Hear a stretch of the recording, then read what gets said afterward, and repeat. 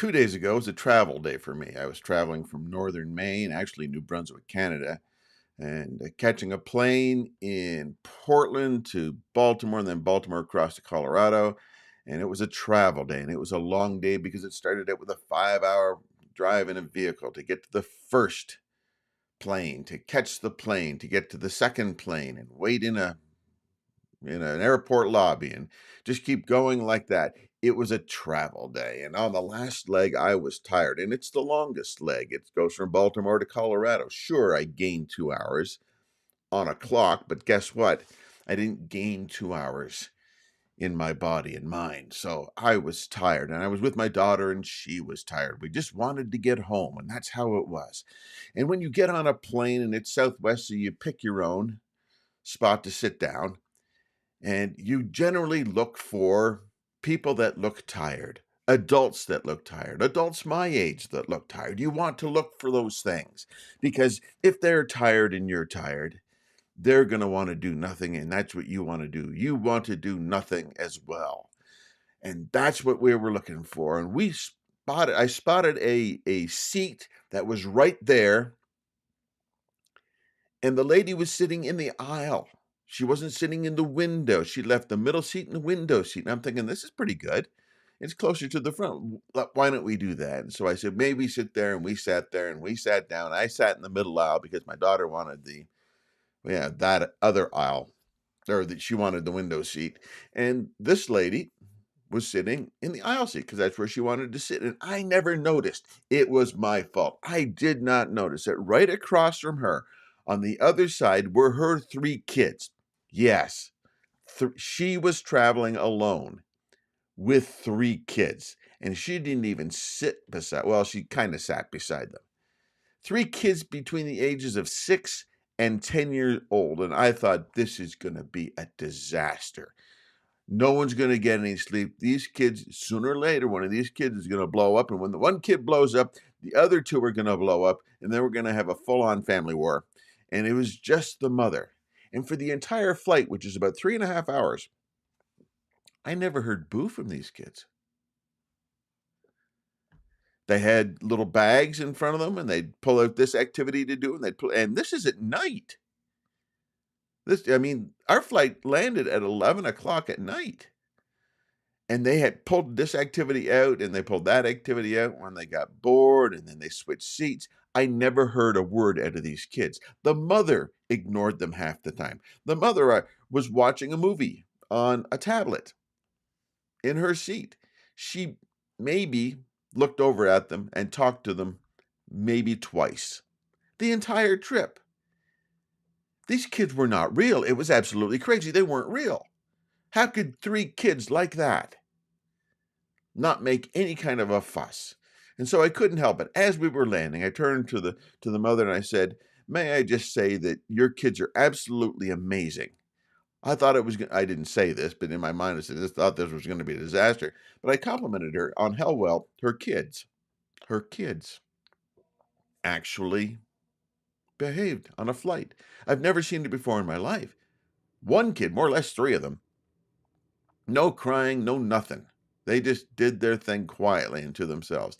And she said, "Thank you. We've worked hard. We train our kids to travel." And I go, "What?"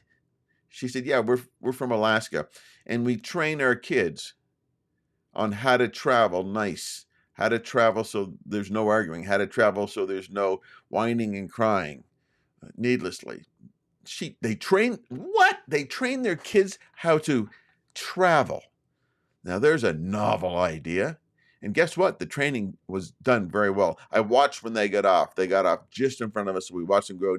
Every kid had their own little suitcase. They had to take care of their own suitcase. Mother wasn't helping them with their suitcase. That's a family travel thing with me. Our family travel is you haul your own stuff. You want to take it, you put it in your suitcase. I don't care if my suitcase is half empty. Your suitcase, you want to take it, put it in your suitcase. And every kid had their own travel, and that's exactly what they did. I was amazed. Travel training? Travel training. Now let's shift gears on this thought. Do you train for the stuff that you do, Or maybe a better word would be practice. Do you practice the stuff that you do? Like you go to a Zoom meeting and you know what the topic's going to be. You're not presenting. You're just showing up. But do you show up with some knowledge in mind? How do you show up online? How do you show up online? If it's a Zoom call and you're leading, I get it. You're ready. But if you're just showing up at a Zoom meeting, do you practice, so to speak, on how you show up? So here's 3 things. I'm going to give you 3 things real quick on how to do this. And there we go. I was moving my notes. So the first thing is this: know your stuff. Know your stuff. If the topic is on some type of technology, bone up on the technology before you show up, so that you know that the person you're listening to, or the person that's making the presentation, you have a general knowledge stepping in. Now, you may have some crib notes, you may have some bullet points. You want to be asking questions in the chat, because a lot of times when you show up, you've got a chat, and you can ask questions in the chat, and you can ask intelligent questions. I've made the mistake of just showing up unprepared. I'm listening to this thing and said, "Oh, I'm going to ask this question." So I asked the question. That was an absolutely idiotic question. I knew the answer to it, but I'd forgotten at the time, so I asked.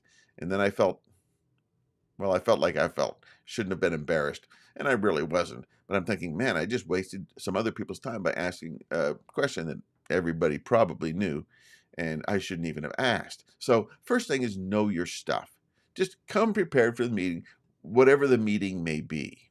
So that's the first thing. Now, the second thing is prepare your mind. Wait, what? Yep.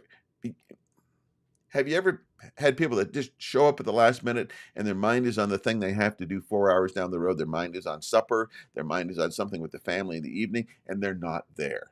Now, if you're going to show up, if you're going to take the time out of your schedule, out of your time, out of your life to show up at this thing, be there in your mind. Be present. Be in the present at that thing for the half hour or the hour, whatever the meeting would be. And also, in preparing your mind, you may say, "You know what? I've had enough of this," and you leave the meeting. That's okay. But when I talk about preparing your mind, I mean this: show up to serve. A lot of people show up to say, "What can I get out of this for me? How can I get something out of this for me? What can I get? What can I learn?" And yes, you're there to learn something yourself. I get it. But some people show up with the attitude of, "I want to, I need to know this. I have to know this. How can I get more out of this?"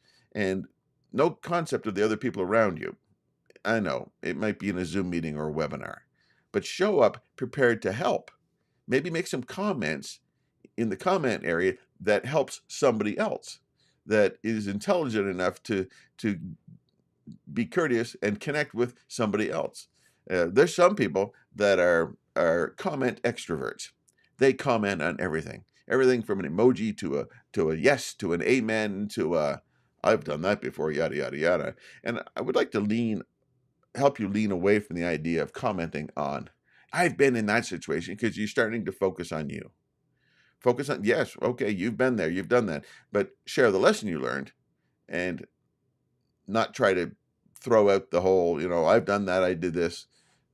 Just take the lesson, what you learned, and share it with somebody else. So preparing your mind really means just showing up to serve others first. You're going to learn stuff. You're going to get stuff. You're going to ask intelligent questions because you know your stuff and you've prepared. And you're also preparing your mind. You've prepared your mind to show up, and you're going to be there, and you're going to do it not just to learn something from the person, but connect with other people. I've been able to show up in weekly meetings with other people where I'm just a guy that just shows up, and now the presenter recognizes me and connects with me.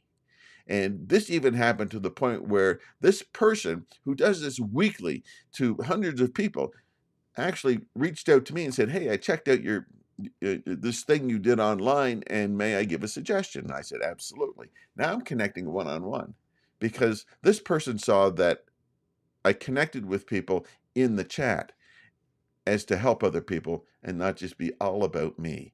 And it's not all about you. Now, the third thing is this: check your tech. I'm a little embarrassed to say this, and for a couple of reasons, and a couple of reasons. Well, what happened was I checked everything. I checked, the software that I'm using, the hardware that I'm using. I made everything work. I made sure my background was cool. I made sure I had the right shirt on because the wrong shirt. Well, yeah, anyway, my fashion wardrobe is, a black t-shirt because it works best for me on here. Sorry about the sideline. But what happened to me was I didn't check the microphone. I didn't have my microphone sound on, and nobody was watching, which is a little sad, but that's okay. But it's out there. Well, it was out there.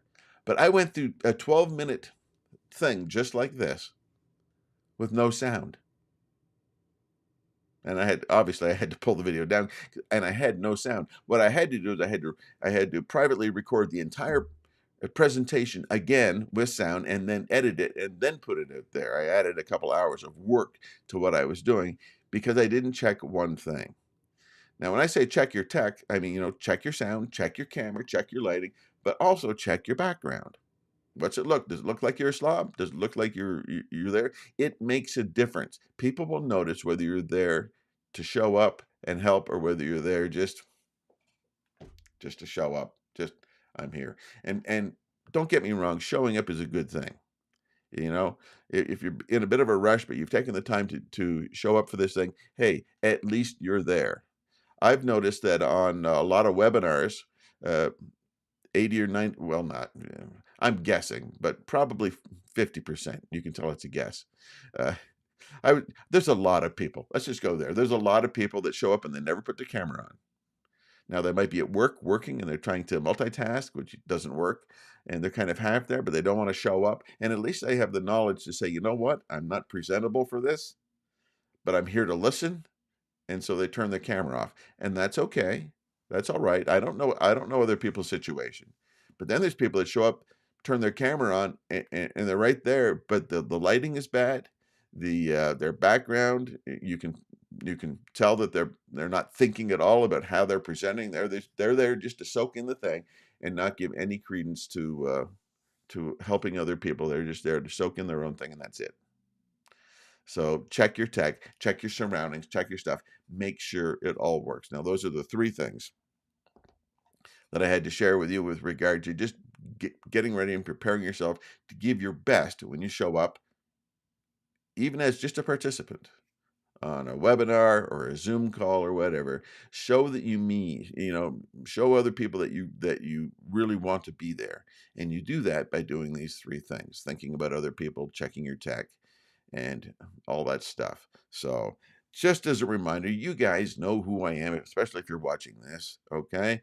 And I appreciate all that you do. If you would subscribe, like, comment, share. If you're on YouTube, I'd appreciate a not just a thumbs up, but maybe you want to subscribe, and that would be absolutely fantastic for me. Other than that, have a great day, have a great week, and remember, getting online and putting yourself out there, it's easier than you think. Have a great day. And hi, Marla. Thanks for joining me. I appreciate it. I'll see you later.